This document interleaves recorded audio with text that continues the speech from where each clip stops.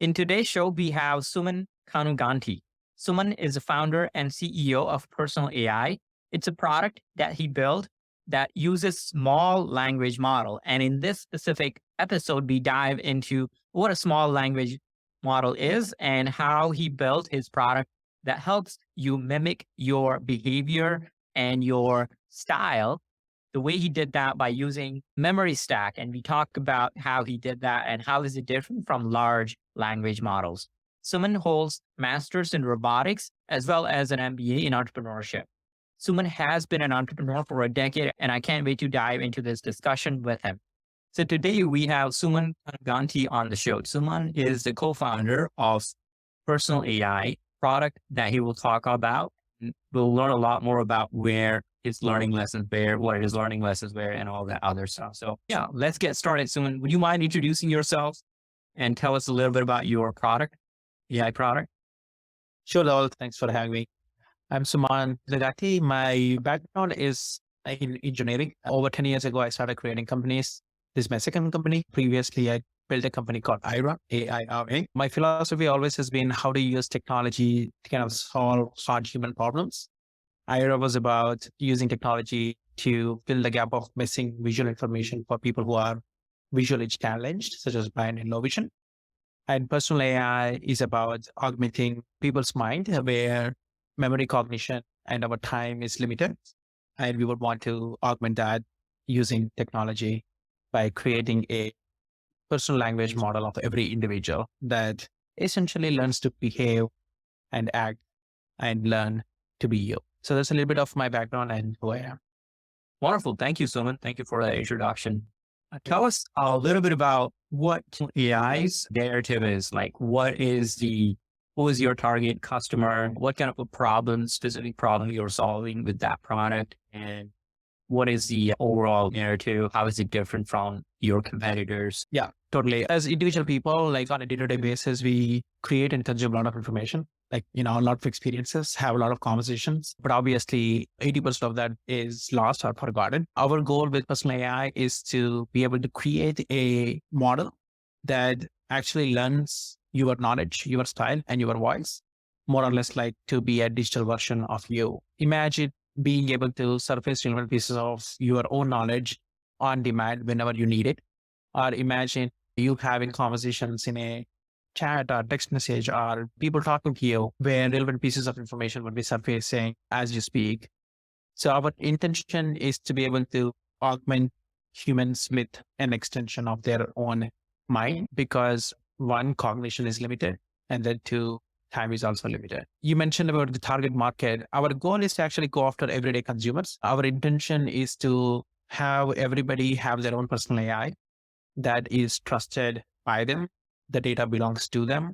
The model gets trained over a period of time. And in a way, it kind of grows alongside with you. Unlike public or general models that exist, such as OpenAI, such as Google or Alexa, which is mostly like trained on public internet of data. Personal AI is a unique model that also uses similar architecture, such as GPT, but actually trains on individual person's data. And it does so stylistically, relevantly, authentically to replicate as you would. So we are trying to essentially like replicate your thought process in your mind and give you an extension of yourself. Wow. So it is adding the stylistic tonality and the personal attributes to the replica that you're building for someone, which is not there in current GPT or any of those products, right? So there is a bias that GPT has very confident answers, but doesn't necessarily align with your style or may not align with the way you communicate. And what you're saying is that not only does personal AI helps you do that, but also creates the model in the first place using your personal attributes. Did I get that right, Suman? Yeah, totally. So you would create what we refer to as a memory stack, which is essentially taking all your unstructured data that you ever have in your digital world. Let's say you're having conversations online, you are texting with people, you probably have written a bunch of different knowledge pieces out there. And then we create this memory stack, which is essentially like a digital representation of your memory wall. In other words, we basically break down this idea of structuring your data into these blocks that is associated with time. And imagine over a period of time, as you create and as you learn, your AI technically would also be training alongside with you. So it's kind of how conceptually we have architected our system. Got it. Now if you were to dive a little bit into your product's architecture or the core engine, the AI, since audience of this show are people who aspire to either create an AI product or want to add AI to their existing product. For their knowledge, if you were to share a little bit without getting into the confidential details about what is a product stack? What does it take to build memory stack? What does it take to build a knowledge replica, a knowledge brain, someone's human brain and human personality into something that you're doing? What do you call that thing, the entity that?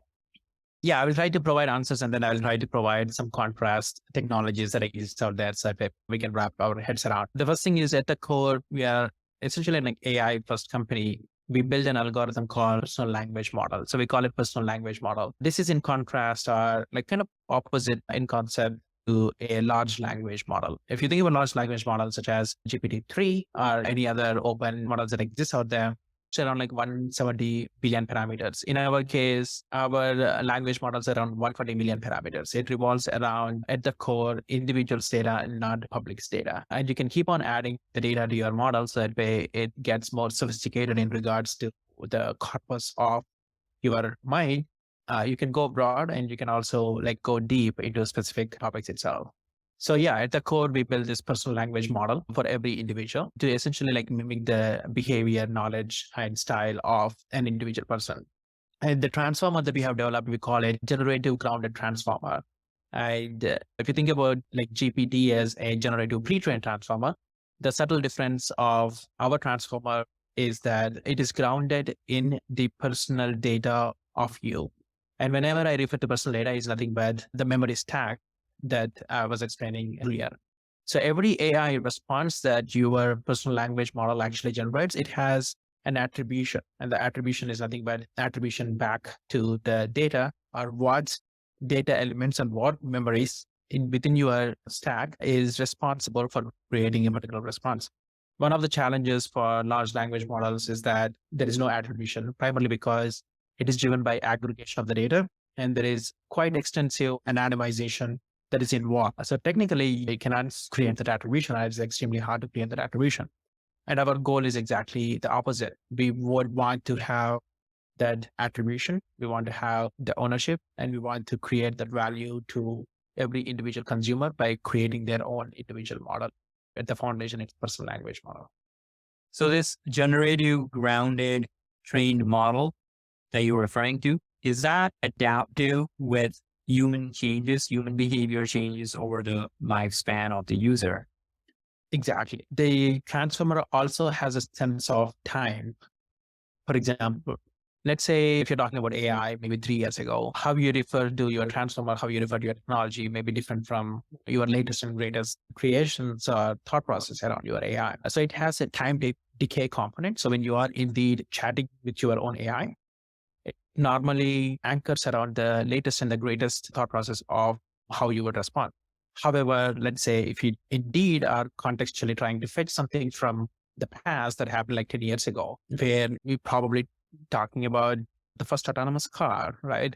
And my experience with the first autonomous car, then it will go back in time and be able to fetch that response for you. It's kind of like designed to work very similar or akin to how a human mind would function. You can think about potentially being able to drop your AI at a certain period in time, given these are small models and given as the data is going in on a day-to-day basis, there is a new versions of the model. We are technically able to time travel your model, like let's say to 2020. And then when you are having the conversation, it would like replicate the information density as if you were to be functioning at that time, if that makes sense. That makes sense. Yeah. So with this language model, the way you communicate is it's having a time sensitivity to it. It has a time awareness to it. So if you go back to your younger age, it would have smaller set of parameters to look at, or depending on the size or Depending on the scope, it may change, depending on at what point in the timeline you put it. So what are the use cases? What are the use cases of something like this for an average consumer? What would they benefit? Yeah, I will give you a few different use cases, but I will also tell you the focus of the use case that we are going after. The few different use cases could be anywhere from simply being able to remember everything that happens in your life and be able to recall. It's almost like a data store where you're not searching for the data, but you're actually interacting with yourself and being able to recall pieces of information and facts as well. So that's one. Our personal language models also has different capabilities, meaning as increase your stack size and get more data in, it moves from being able to simply answer questions to being able to generate content for you and being able to have a conversation like you as well. So that kind of unlocks into being able to create or generate or draft emails for you, write tweets for you, and even large form content as well. And over time, it could technically be a conversational mind that exists on the internet for anybody to interact 24/7, and an asset that could live potentially on the internet forever for your future generations to even have a conversation as well. So it's designed to be a digital asset that essentially grows over a period of time and they own it. The use case that we are going after is to be able to draft this in a human communicate with other humans currently in multiple different platforms. And one of the downsides is everything is kind of lost and you are pushing the data to large big tech companies. And our intention is to create a personal AI chat system where people would communicate, but every conversation that people communicate within that system is trained upon. So if they give a piece of knowledge or information once, it will be useful or reuseful at a later period of time, given that particular context again and again. So think about it as like automatically drafting sessions almost all the time, and you can potentially put your AI in a co-pilot mode or a autopilot mode that is communicating on your behalf with other people if you would choose to all the time. So it saves time, but it also saves the idea of augmenting your cognitive capacity because it's very hard to process all the information all the time that is needed. Wonderful. Thank you so much. One couple of quick questions, follow up, and then we'll wrap is what are some of the learning lessons you had from your product journey? That's a second. But the more important question is, where are you in your product journey? Have you launched your MVP? How many users you have? Where are you in the stage of the company?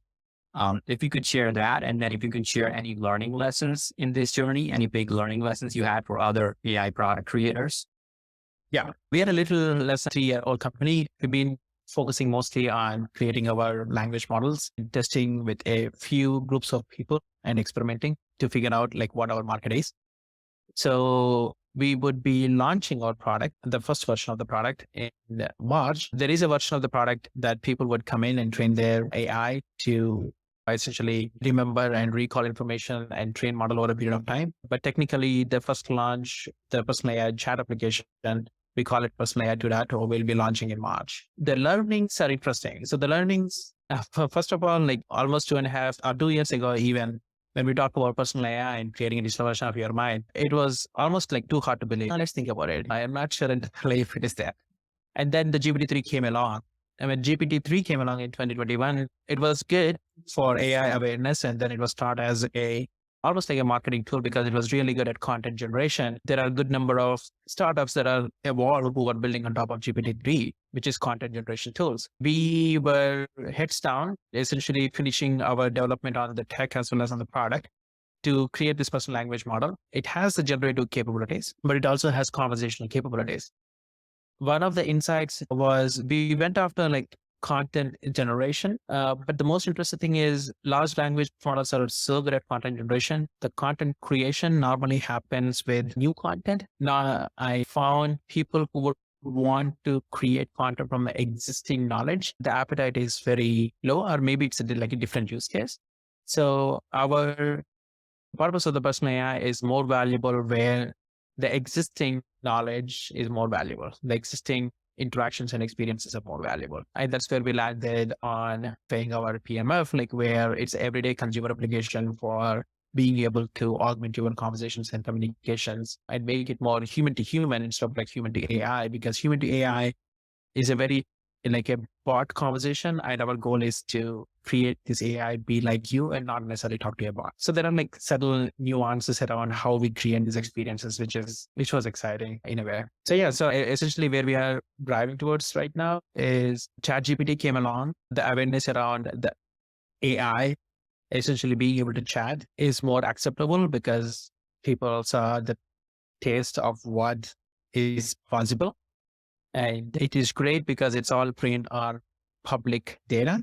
So when we talk about personal AI, which is essentially chat GPT, if you will, but for personal data, the promise is very exciting and there is awareness and there is acceptance. So essentially here we are basically going to the market, not even creating, basically launching our personal AI chat application, which is in the bugs of development for past 1 year, and excited to give it to everyday consumer and people, and everybody will have their own personal AIs that will essentially grow with them and it will be theirs, right? It can make money for you. It can live in the cloud while you're sleeping. It can do work. So yeah, that's where things are headed to. What are you most excited about for personal AI in 2023? Most excitement is this. We've been at it for a while now and finally things are coming together. What that means is we are finally able to kind of fulfill this idea of democratizing AI, where everybody will have access to their own AI.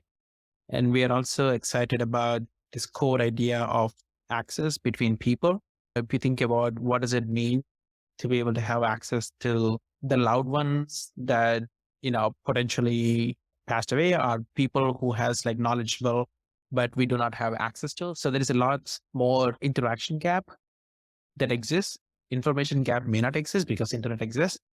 So I think personal AI is the next level of almost like Internet 2.0 that will kind of unlock this exchange of information in a much more meaningful. Yeah.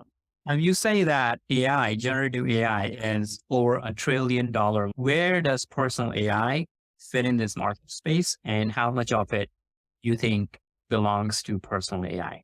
I think it fits in the everyday consumer market space. So it would likely be sitting next to any of the Google Assistant services. We are more focused around getting consumers to live, let's say, your personal AI would be living in your mobile phones. So communication, like human to human communication, and establishing those connections and increasing access between people and reducing basically burden of being able to remember, recall, and generate responses. So I think it's somewhere between a communication augmentation tool within the consumer space and not necessarily in the customer support or business engagement where general AIs are pretty good at. So we really want to tap into this idea of personal nature of personal AI. Now, if I were to use personal AI in my work communication, is that part of your vision, or is that considered professional work and business AI? You could. Nothing is stopping. But at the end of the day, I think every company that starts with consumer application or consumer focus eventually penetrates into the business markets. So we want to build this like ground up rather than going after like existing like business application data and building the models over there, because there are technologies who does that really well, right? We don't have to do it. There are not a lot of technologies who are actually like really good at working on like small amounts of data and people's data. So eventually, if you would want to use it for work, there is nothing stopping. In fact, there are people who use it for like specific projects, their conversation, and augment their conversations within a professional setting. But I think when I talk about like everyday consumer, we are essentially not going to start off with aggregating of the data in a business setting. We are going to start off with a data and individual data, starting off with an individual consumer. Got it. So fascinating conversation. So, and thank you so much for making time for chatting with me and helping other AI product creators cut their learning curve. I really appreciate that. Looking forward to chatting with you again once your product is launched and you have a few more things to share with us. In the meantime, I wish you all the best with your launch coming up here, and we'll be keeping up with your news. Thank you, though.